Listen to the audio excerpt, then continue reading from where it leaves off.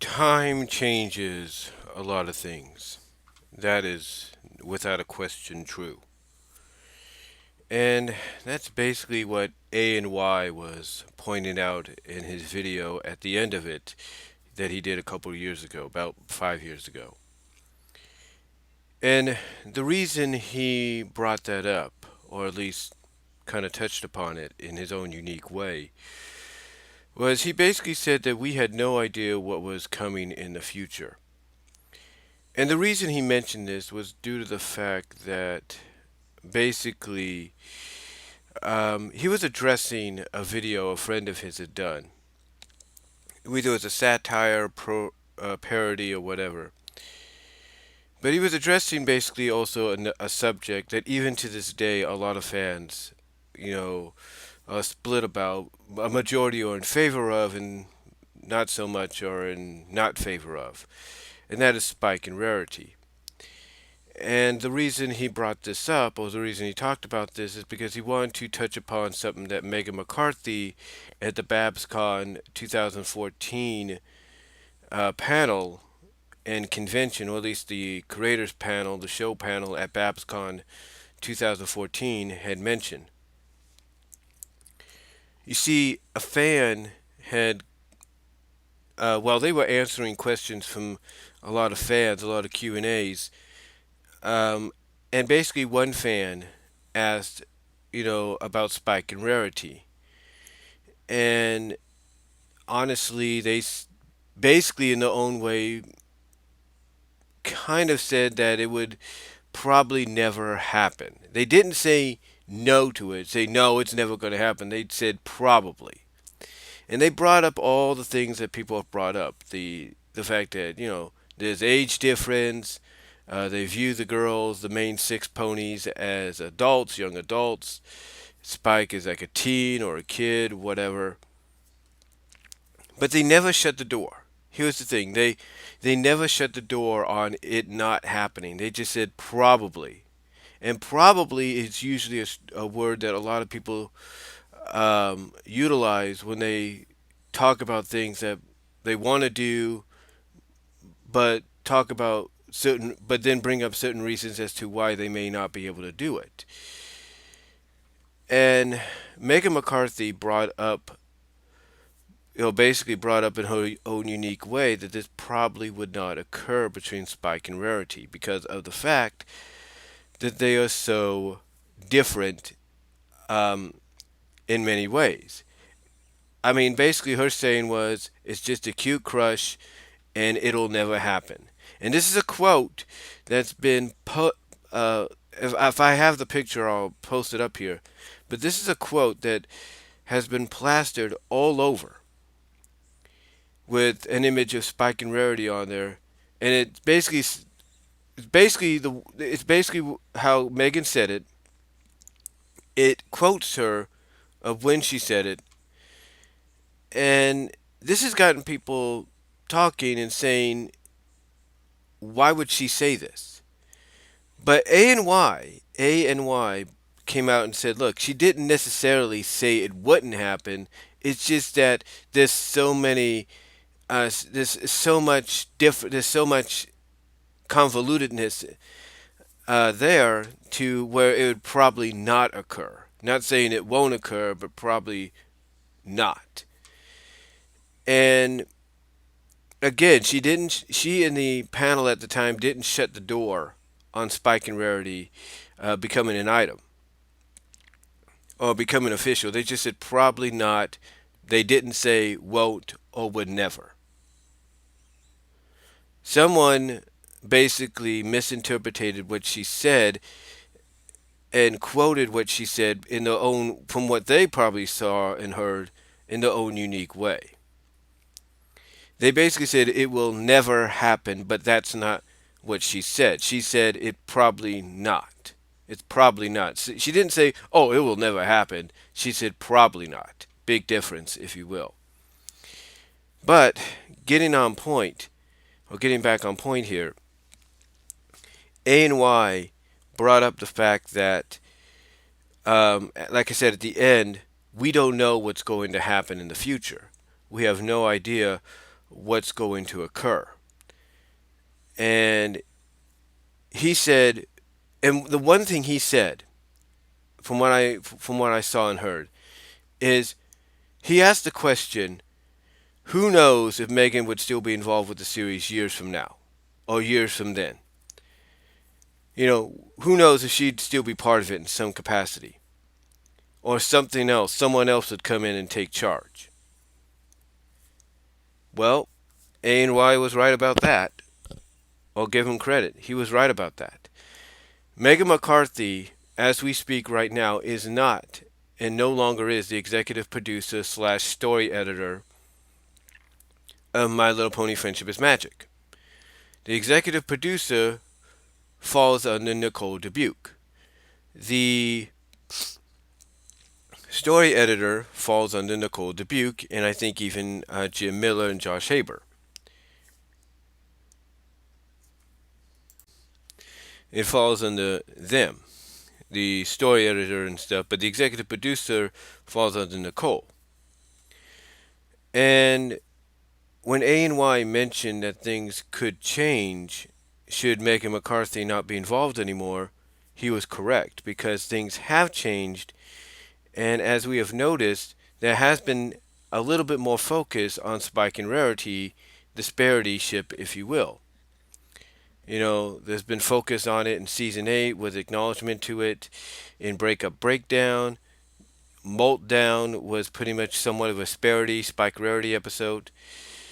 And then you had what happened in Best Gift Ever. And then recently, the moment that occurred at the beginning of the mid-season finale between Dark and Dawn.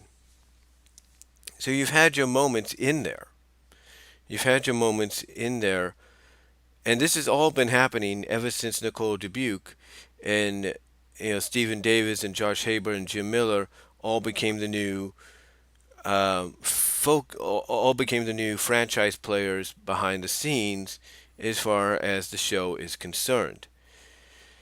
Now, the other thing that AynWye brought up was the fact that when he mentioned that time changes things, he brought up the fact that when Lauren Faust originally was the executive producer, came up with the concept of the show and the characters and all that, that Lauren only had intention to have two alicorns, those being Celestia and Luna. Apparently, she had no real plans for Cadence. She had no plans for Twilight until the end of the series for her to ascend and become an alicorn. The main two alicorns that she wanted for that series was only supposed to be Celestia and Luna. Cadence and Twilight's situation all came because of marketing. All because Hasbro wanted to sell toys, wedding toys, and all that. They had a series of wedding themed toys they wanted to sell. As far as My Little Pony Friendship is Magic is concerned, and so not Nicole, but Lauren Faust had to create the character of Cadence, or had to incorporate the character of Cadence into the show and work it from there. However, one could assume that just like Nicole Dubuc shadowed and ghosted Meghan McCarthy, probably in season 7, or while they were working on season 7 before taking over in season 8, one can assume that Meghan McCarthy did the same with Lauren Faust, and that eventually she got a chance to kind of be an executive producer, story editor for an episode in season 2, and my assumption would be that was the season 2 finale, Canterlot Wedding. Now, the reason I bring this all up is because when Meghan McCarthy took over as executive producer, the original plan for Twilight to become an alicorn at the end of the series, well, the plans for Twilight to become an alicorn did occur, but they didn't occur at the end of the series. They occurred basically at what was originally meant to be the end of the series, but ended up being the shortest season in the history of the series, and that's season 3, because the ending of season 3 continued on into season 4. if you will, with Twilight adjusting to her new role as a princess. And basically, this was an example that, like I said, ANY used when it came to the fact that over time things change. New people come in when maybe different ideas of where they want to take the show, what direction they want to go in, how they want to grow and develop the characters, and that's what happened here with Megan McCarthy. Now, did she and some of the staff continue to kind of utilize some of Lauren's ideas or try to finalize some of the ideas? Absolutely. Absolutely. But the thing is, as time went on, the faces changed. And we went from the original crew, which consisted, one could think of Lauren Faust, Amy Kitty Rogers, and a few others, to Megan McCarthy, M.A. Larson, Josh Haber, and I think Jim Miller. And then later on, that changed to Nicole Dubuc, Josh Haber, Jim Miller, and Stephen Davis. So, although some faces stay and remain the same, there are those that will leave and change. And that is what we got. That is what we got here. It's kind of like with my job. You know, I've been working at my job for 5 years, and the thing is, the people I was hired on with, some of them are no longer there.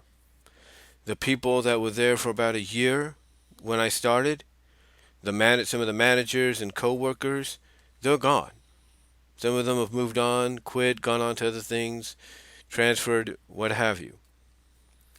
So, even though there are some familiar faces that have remained, a lot has changed.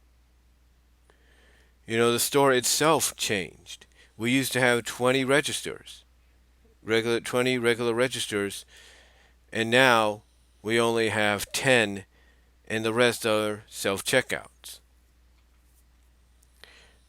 Point is, the point is, a lot of the point is, no matter how long you've been part of something or you've been a fan of something, things change. Things are going to change. The faces are going to change. You know, the faces, the environment, sometimes the rules, they're going to change. And that's what's happening. And that's why when AynWye basically said what he did at the end, he was basically saying, look, back then, 2014, yeah, maybe Sparity wouldn't be a focus, and maybe it wouldn't have happened under Megan McCarthy's watch. But you fast forward 5 years later, or 4 to 5 years later, and all of a sudden it is happening, or at least it's getting more acknowledgement and spotlight. So, so you could thank Nicole Dubuc and her current creative staff for that happening. Now, now the thing is, will anything come of it? Will we get an official acknowledgement of Spike and Rarity being together? We might get, I've got a feeling we're probably going to get something, but how it occurs, how it happens, how it's acknowledged, that's right now up in the air. We probably won't know for maybe another few weeks, thanks to the leaked episodes courtesy of China or the early releases in China. We probably won't know until then. Again, we don't know what the end result's going to be. But I can say this. What AynWye said is true. Time does change things. And back then, Megan McCarthy was running things. Yes, she threw in a few Spike and Rarity moments because she and the other staff knew that there was a fan base for it. There was support for it, so at least they wanted to acknowledge it. But it wasn't the main focus. I even said it before I even said it in a previous video that Megan McCarthy wanted to put more focus on character development and story development and expanding the world more so than just, oh, let's throw in a Spike Rarity tease here and there. But now You're getting more of that in a sense than I think you've ever thought you would. So, and it's all thanks to Nicole Dubuc. So yeah, the more thing. So basically, time does time does change things. Change happens through time, or you'll see the title of this. But yeah, times do change things. Well, times changes things, and I think that's the one thing we got to look at. And whether or not we'll get a definitive answer or not, we got to realize that with time, things do change. And even though Megan McCarthy somewhat said what she did in 2014 at BabsCon, it doesn't mean it's valid today. And that's the one thing AynWye was right about. So let me know what you guys all think down below, though. Comment if you like. I'd love to hear from you guys. And I'll talk to you all later.